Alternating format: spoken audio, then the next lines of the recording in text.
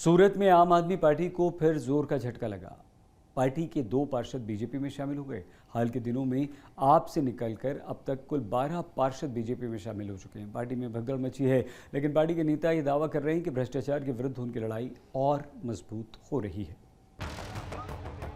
आम आदमी पार्टी के लिए गुजरात का सूरत शहर कभी सियासी कामयाबी का केंद्र हुआ करता था, लेकिन अब यहाँ पार्टी खेमे में भगदड़ मची है। एक बार फिर पार्टी के 2 पार्षद बीजेपी का दामन थाम चुके हैं। शुक्रवार को आम आदमी पार्टी के कन्नू गेडिया और अल्पेश पटेल ने भाजपा का भगवा धारण कर लिया। दिलचस्प है कि भाजपा का दामन थामने वाले आम आदमी पार्टी के कॉरपोरेटर अब आपकी बुराई कर रहे हैं और भाजपा का गुणगान। हम स्वराज और लोकतंत्र की बात करके आम आदमी पार्टी में शामिल हुई थी, लेकिन बाद में हमको मालूम पड़ा कि ये पार्टी नहीं, ये कंपनी है। कंपनी के मैनेजर में जिस तरह से शासन करते हैं, इसी तरह से दिल्ली के ठग जो केजरीवाल है और उसके मैनेजर आते हैं और हर 5-6 महीने में आके यहाँ पे आके भले भले गुजराती कार्यकर्ताओं को इस्तेमाल करके उसको छोड़ देते। इसलिए मुझे आज ऐसा महसूस हो रहा है कि मैं एक गलत रास्ते पर था, इसलिए मैं सही रास्ते पे आने की कोशिश कर रहा हूँ। मेन रीजन यही है कि हम जब आम आदमी पार्टी में जुड़े थे तब हम बड़ी आशा के साथ जुड़े थे, बड़ी विचारधारा के साथ जुड़े थे, लेकिन वो विचारधारा आज कहीं फुलफिल नहीं हो रही। तो उस वजह से हमें आम आदमी पार्टी छोड़ के भारतीय जनता पार्टी को ज्वाइन करना पड़ रहा है। अगर वो विचारधारा पर स्टिक रहती तो ये नौबत ही नहीं आती, लेकिन हाँ, वहाँ पे आंतरिक विवाद भी बहुत जबरदस्त वहाँ पे फैला हुआ है। तो काफी सारे रीजन है आम आदमी पार्टी छोड़कर भाजपा में जुड़ने के। भ्रष्टाचारी तो वहाँ पड़े हुए हैं, अब क्या बुलवाओगे सर आप मेरे को। इन 2 पार्षदों को मिलाकर हाल के दिनों में कुल 12 कॉरपोरेटर बीजेपी की भगवा टोपी पहन चुके हैं।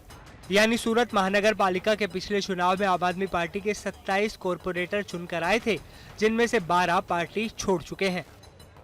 अब सवाल उठ रहा है कि आम आदमी पार्टी के बाकी बचे 14 कॉरपोरेटरों का क्या होगा। इस सवाल का जवाब गुजरात आप के अध्यक्ष रहे गोपाल इटालिया को भी नहीं पता। खुद को दिलासा देने के लिए ये जरूर कहते हैं कि भ्रष्टाचारी जब पार्टी छोड़कर जाएंगे तो पार्टी अगले चुनाव में और दमखम से लड़ेगी। दिल्ली में सीबीआई अरविंद केजरीवाल जी को समन कर रही है। मुझे अरेस्ट कर लिया सूरत क्राइम ब्रांच ने 2-3 दिन पहले। हमारे काउंसलरों को पैसे दे दे करके पार्टी से बीजेपी ज्वाइन करवाई जा रही। तो ये जो पूरा घटनाक्रम है ये बीजेपी का डर दिखा रहा है, लेकिन हम संघर्ष के लोग हैं, हम संघर्ष करते रहेंगे और एक दिन जीत के दिखाएंगे। तो अब वो देश की सबसे बड़ी करप्शन की सिस्टम वाली पार्टी में चले गए। सिस्टम का मतलब तो है कि है जनता का पैसा लूट लो और जेब भर लो। यहाँ हम मानते हैं हमारे यहाँ वो सिस्टम नहीं है, जिनके यहाँ है वहाँ वो चले गए। सूरत कभी आम आदमी पार्टी के लिए जीत का सिंबल बना था। यहाँ पार्टी को जन समर्थन मिला। हालांकि कॉरपोरेशन चुनाव जैसी सफलता पार्टी विधानसभा चुनाव में नहीं दोहरा सकी। सूरत से पार्टी को एक भी सीट नहीं मिली और अब उसके लिए अपने पार्षद संभालना ही मुश्किल हो गया है। सूरत से संजय सिंह राठौड़ के साथ आज तक ब्यूरो। पेपर लीक मामले में आपके युवा नेता युवराज सिंह जडेजा पुलिस के सामने पेश हुए। युवराज सिंह पेपर लीक के कई मामलों का खुलासा कर चुके हैं और कई विवादों में फंसे हैं। शुक्रवार को पुलिस के सामने पेश हुए युवराज ने मांग की कि बीजेपी के पूर्व शिक्षा मंत्री जीतू वाघानी को भी पेश होने के लिए समन देना चाहिए। गुजरात में पेपर लीक और फर्जी पुलिस इंस्पेक्टर की ट्रेनिंग के मामले में कई खुलासे करने वाले आम आदमी पार्टी से जुड़े छात्र नेता युवराज सिंह जडेजा शुक्रवार को पुलिस के सामने पेश हुए। दरअसल डमी कैंडिडेट स्कैम में छात्र नेता युवराज सिंह के जरिए दावा किया गया था कि भावनगर में 4 डमी उम्मीदवारों ने परीक्षा दी, जबकि नौकरी करने वाले 4 छात्र कोई और हैं। युवराज सिंह के इस दावे के बाद भावनगर पुलिस ने ऐसे 36 छात्रों के खिलाफ मामला दर्ज किया जो इम्तिहान में डमी कैंडिडेट बनकर दूसरों के लिए इम्तिहान देते थे। इस मामले में अब तक भावनगर पुलिस ने 18 लोगों को गिरफ्तार किया है। हालांकि इस खुलासे के बाद युवराज सिंह जडेजा खुद भी विवादों में फंसे हैं। कुछ दिन पहले सोशल मीडिया पर एक वीडियो वायरल हुआ जिसमें युवराज सिंह के साथी विपिन त्रिवेदी ये कह रहे हैं कि डमी कैंडिडेट स्कैम में कुछ लोगों के नाम न लेने के लिए युवराज सिंह ने 45 लाख रुपए लिए। इसी मामले में पुलिस ने जांच के लिए युवराज सिंह को समन भी भेजा, जिसमें आज युवराज सिंह जाडेजा पुलिस के सामने पेश हुए। तो જે પણ વ્યક્તિઓ અમારી સાથે જોડાયેલા છે અથવા તો અમે જેના સ્ટીમ કર્યા છે, અમારી પાસે જેના રેકોર્ડિંગ છે અથવા જે પણ માહિતી અમારી પાસે અવેલેબલ છે, ચોક્કસપણે અમે એ રજૂ કરવાના છે અને જે પણ પ્રશ્ન અમને પૂછવામાં આવશે એના પણ અમે સીધા જવાબ આપવાના છે। એ પણ મોટું પાપ કરી રહ્યા છે, મારી દ્રષ્ટિએ જે પણ લોકો મોટું પાપ કરી રહ્યા છે એમના પણ હવે નામ ઉજાગર કરવાનો સમય આવી ગયો છે। પરિસ્થિતિ એવી છે કે જે પણ ડમી કાંડ છે એ ડમી કાંડને અત્યારે કોઈ પણ હિસાબે દબાવવા માટે, કોઈ પણ હિસાબે આ વસ્તુ બંધ કરવા માટે એ હવે નવા નવા હથકંડા અપનાવે છે। युवराज सिंह ने पुलिस के सामने पेश होने से पहले दावा किया कि उनके पास पेपर लीक, फर्जी पीएसआई भर्ती और डमी उम्मीदवार कांड में कई ऐसे सबूत हैं, जिसमें गुजरात के पूर्व शिक्षा मंत्री जीतू वाघाणी और सरकारी परीक्षा भर्ती बोर्ड के चेयरमैन असित बोरा को भी समन भेजना चाहिए। એસઓજી છે એ એસઓજી સમક્ષ મારા જે આ નામો છે આપી અને ફરીથી હું એને પૂછી લઈશ કે જો ઇન્વેસ્ટિગેશનમાં આમાં કોઈ હર્ડલ્સ ન થાય તો ચોક્કસપણે આ બધી બાબતોમાં હું નામ આપીશ। हर रोज डमी कैंडिडेट कांड में भावनगर पुलिस अलग अलग छात्रों को गिरफ्तार कर रही है। युवराज सिंह भी पैसे लेकर कुछ डमी कैंडिडेट के नाम उजागर न करने के आरोप में घिर गए हैं और अब सवाल उठ रहा है कि क्या गुजरात में पेपर लीक और भर्ती परीक्षा में भ्रष्टाचार का खेल उजागर करने वाले युवराज सिंह को भी पुलिस गिरफ्तार कर सकती है? इसका जवाब तो वक्त ही देगा। अहमदाबाद से गोपी घांगर के साथ आज तक ब्यूरो। गुजरात के अरावली में पटाखा फैक्ट्री में भीषण आग बर्बादी के निशान छोड़ गई। गुरुवार को शुरू हुई आग शुक्रवार सुबह तक धधकती रही। फायर ब्रिगेड की कई टीमों ने बड़ी मेहनत से इस आग को काबू में किया। 15 घंटे से ज़्यादा का समय लगा। आग से करोड़ों रुपए का नुकसान हुआ है। देखिए हमारी रिपोर्ट।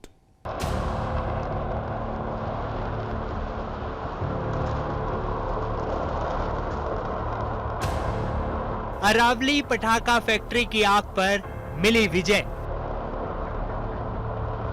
15 घंटे की कड़ी मशक्कत के बाद काबू में आई आग।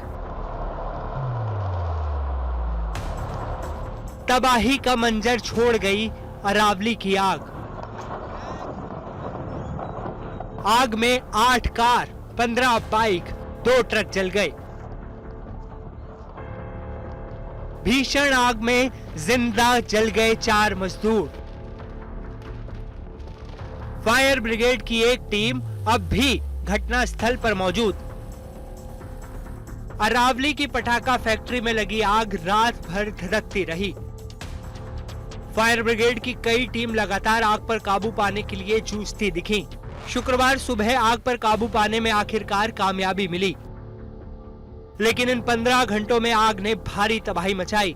पटाखा फैक्ट्री के साथ आसपास का बड़ा इलाका आग की चपेट में आ गया था। फैक्ट्री से लगी कई इमारतों में आग फैल चुकी थी। विकराल लपटों की जद में जो कुछ भी आया वो स्वाहा हो गया। फैक्ट्री में काम करने वाले 4 मजदूरों की जलने से दर्दनाक मौत हो गई, लेकिन बाकी लोगों को फायर ब्रिगेड की टीम ने बचा लिया। आग के कारण 8 कार, 15 बाइक, 2 ट्रक भी जलकर स्वाहा हो गए। यहाँ महेश्वरी फैक्ट्री में काम करवा गया था, फटाकड़ा वाली फैक्ट्री में। એમાં ધીરે ધીરે અમે કામ કરતા હતા એટલે નીચે ફટાકડા ફટ ફૂટવા લાગ્યા। એટલે જોવા ગયો ને પેલા કાકાએ કહેતા એને પૂછ્યું, એ કહે કે આ શું થઈ રહ્યું છે એમ પૂછ્યું। એ કહે કે આ તો ટેસ્ટિંગ ચાલી રહ્યું છે, ટેસ્ટિંગ ચાલી રહ્યું એમ કીધું। એટલે થોડી વાર ફેર પૂછ્યું, પછી વધારે ફટાફટ થયા એટલે જોવા ગયો તો પછી જોયો ને એના બાદ જોરદાર ધમાકો થયો। ધમાકો થતાં અમારે 4 આદમી માણસે તો આનંદ કીધું કે નીચે આવો એમ કે તમે નીચે આવવા પહેલાં તો ફેર એક બીજો ધમાકો ફેર થયો। એટલે પેલા ઉતરવાને તો એની બાજુ ઉતરણો નહીં, આનંદ એ બાજુ પાછા આવ્યા ને પછી ધમાકો બીજો થયો, એના પાસે દેખાવાનું જ બંધ થઈ ગયું। बता दें कि गुरुवार को गुजरात के अरावली की एक पटाखा फैक्ट्री में भीषण आग से हड़कंप मच गया था। आग इतनी भीषण लगी थी कि फैक्ट्री के साथ लगा बड़ा इलाका इसकी चपेट में आ चुका था। आग लगने से लगातार धमाके हो रहे थे। आसपास रहने वाले लोग अफरा तफरी में यहाँ वहाँ सुरक्षित ठिकाने की तलाश में भाग रहे थे। पटाखा फैक्ट्री का यह अग्निकांड इतना भीषण था कि कई किलोमीटर दूर से दिखाई पड़ रहा था। इसके बाद घटना की जानकारी मिलते ही फायर ब्रिगेड की टीम मौके पर पहुंची और आग पर काबू पाने की कोशिश तेज हुई। आग इस कदर भड़क रही थी कि फायर ब्रिगेड की टीम के लिए भी इस पर काबू पाना मुश्किल हो रहा था। आखिरकार पूरे 15 घंटे तक चले फायर फाइटिंग और रेस्क्यू ऑपरेशन के बाद हालात कहीं काबू में आया, लेकिन जब तक बर्बादी की आग बुझाई जाती तब तक करोड़ों का नुकसान हो चुका था। हालात जरूर काबू में हैं, लेकिन अभी पुलिस प्रशासन और फायर ब्रिगेड का काम खत्म नहीं हुआ। राहत और बचाव के काम जारी हैं। मौके पर अभी भी फायर ब्रिगेड की एक टीम मौजूद है।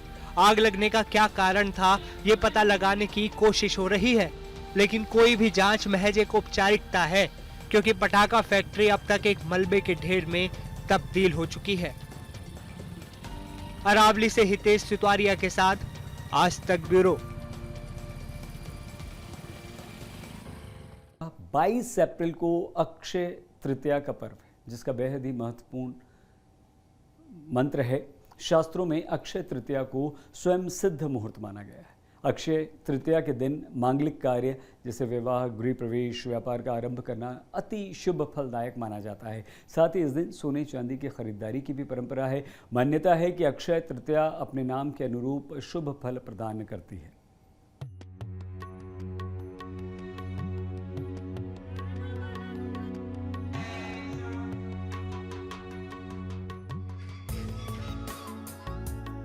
एक ऐसी तिथि जो साल की सबसे शुभ तिथि मानी जाती है, ऐसी तारीख जिस पर किया गया कोई भी पुण्य का काम अक्षय फल देता है। ये शुभ घड़ी है अक्षय तृतीया, यानी जो क्षय न हो। मान्यता है कि अक्षय तृतीया का फल अक्षय यानी कि कभी न मिटने वाला होता है। अक्षय तृतीया को स्वयं सिद्ध मुहूर्त माना गया है। अक्षय तृतीया के दिन कोई भी नया या मांगलिक कार्य करना बहुत शुभ माना गया है। माना जाता है कि अक्षय तृतीया का दिन इतना शुभ होता है कि इस दिन जिस भी काम को शुरू किया जाए उसमें सफलता ही मिलती है। अक्षय तृतीया बहुत बड़ा मुहूर्त होता है। इस दिन यदि कोई भी काम किया जाए तो त्रिगुणित यानी 3 गुना प्रभाव प्राप्त होता है। यदि आप ऐसा माना जाता है, यदि आप कोई मकान खरीदते हैं तो उस दिन के बाद से 3 मकान के भवन और योग बनेंगे।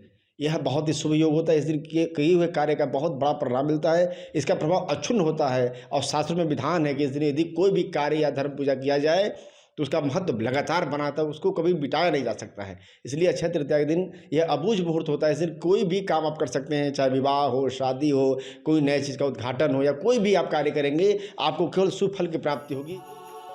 हिंदू और जैन धर्म में अक्षय तृतीया का बेहद ही खास महत्व है। ये वैशाख महीने के शुक्ल पक्ष की तृतीया तिथि को मनाई जाती है। इस दिन सूर्य और चंद्रमा दोनों ही अपनी उच्च राशि में स्थित होते हैं। इस दिन विवाह करने से पति पत्नी का प्यार और वैवाहिक जीवन अक्षय होता है। इस बार अक्षय तृतीया 2 दिन मनाई जाएगी। अक्षय तृतीया 22 अप्रैल शनिवार की सुबह 7:49 से है, जो रविवार सुबह 7:47 तक रहेगी। 23 अप्रैल को उदया तिथि होने के कारण अक्षय तृतीया 23 अप्रैल को भी मनाई जाएगी। ये पर्व कई वर्षों के बाद ऐसा आया है, क्योंकि इस दिन कृत्तिका नक्षत्र तो है, रोहिणी नहीं है। रोहिणी अगले दिन है, इसीलिए ये अक्षय तृतीया का पर्व 22 तारीख को तो पूरे दिन मनाया ही जा सकता है, लेकिन अगले दिन भी जिनको समय नहीं मिल पाया उस अक्षय तृतीया का पुण्य वो अगले दिन सुबह 7:55 तक भी प्राप्त कर सकते हैं। बहुत ही शुभ है अक्षय तृतीया का दिन। इस दिन को स्वयं सिद्ध मुहूर्त भी कहते हैं। धर्म के जानकारों के अनुसार अक्षय तृतीया पर कोई भी शुभ कार्य किया जा सकता है, यानी बिना पंचांग देखे इस दिन कोई भी काम कर सकते हैं। उसमें सफल होना तय माना जाता है। इसमें किसी भी प्रकार का कोई मुहूर्त की आवश्यकता नहीं होती है। ये अपने आप में स्वयं मुहूर्त है। ये भगवान विष्णु का दिन है, ये माता लक्ष्मी का दिन है। इसलिए इस दिन यदि कोई भी कर्तव्य किया जाए, यदि कोई भी कार्य किया जाए, उसमें सफलता 100% मिलनी ही है। इसमें कोई दो राय नहीं है। अक्षय तृतीया के दिन पूजा पाठ और दान पुण्य का खास महत्व होता है। ऐसा माना जाता है कि इस दिन किया गया दान और पूजा पाठ कई गुना ज्यादा अच्छा फल देने वाला होता है। दान न केवल समस्त मनोकामनाओं की पूर्ति करता है, बल्कि इसका फल भक्तों को कई जन्मों तक मिलता है। इस दिन सर्वप्रथम प्रातःकाल स्नान करके भगवान विष्णु और माता लक्ष्मी के चरणों में लाल पुष्प चढ़ावें, माता लक्ष्मी का ध्यान करें, भगवान विष्णु को उनको बहुत सारी नारंगी तमाम प्रकार के फल फूल मिठाई नैवेद्य चढ़ा के भगवान विष्णु को माता लक्ष्मी को ध्यान करें, उनको प्रसन्नित करने के लिए उनके मंत्रों का जाप करें और माँ को से यह आशीर्वाद मांगें कि यह पुनित काल में मैं जो भी कार्य करूं मेरे कार्य सभी सफल हों और मुझे माँ आपकी आशीर्वाद प्राप्त हो, ऐसा कह के माँ की विनती करें, माँ का मंत्र का जाप करें, भगवान विष्णु से आशीर्वाद दें, माता लक्ष्मी से आशीर्वाद लें और आपके पूरे दिन सफलताओं के साथ गुजरेंगे। अक्षय तृतीया की शुभ तिथि और पावन महत्व का अंदाजा आप इसी से लगा सकते हैं कि इस दिन 4 धाम की यात्रा शुरू हो रही है। उत्तराखंड के उत्तरकाशी जिले में मौजूद 2 धाम गंगोत्री और यमुनोत्री के कपाट 22 अप्रैल यानी अक्षय तृतीया के दिन ही खोल दिए जाएंगे और इसी के साथ 4 धाम यात्रा का भी आगाज हो जाएगा।